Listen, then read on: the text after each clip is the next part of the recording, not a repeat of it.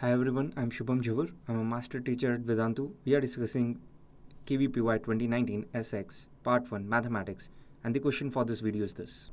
Let f be defined from all real values to all real values, that means domain and codomain both being the set of all real values, be a function defined by f of x equal to sine of x squared by x when x is not 0 and 0 when x is 0. Then at x equal to 0, f is, we have to comment upon whether fx is continuous at x equal to 0 or not. We have also to comment upon its differentiability and whether derivative is continuous at x equal to 0 or not. Let's solve it. So here for continuity, let's explore limit x tending to 0 f of x. So essentially it is sine of x squared by x. Let me divide and multiply by x. So as x tends to 0, this goes for 1, this goes to 1 and this goes to or tends to 0. So that means limit x tending to 0 f of x is 0, which is same as f of 0, which is given to us as 0. So that means f of x is definitely continuous at x equal to 0. Now what about differentiability?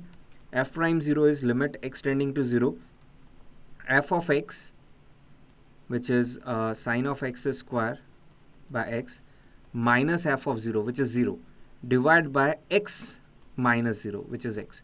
So essentially it becomes limit x tending to 0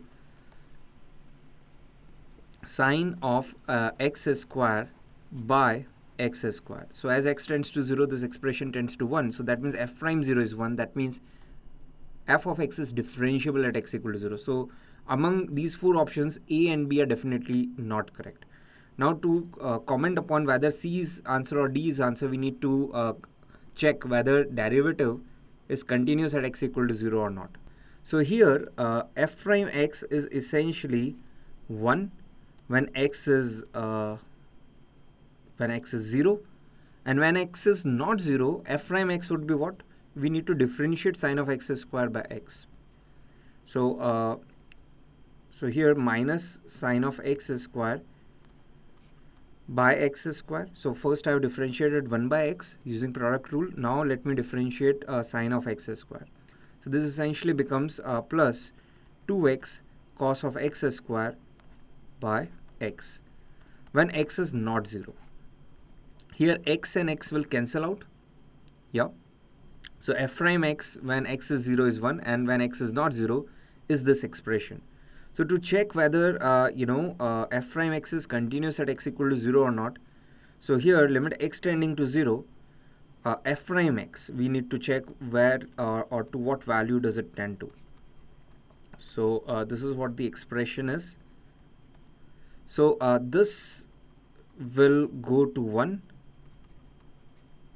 That means this whole expression is minus 1 plus 2 times 1 because cos of 0 is 1. So 2 minus 1 is 1, which is same as f prime 0.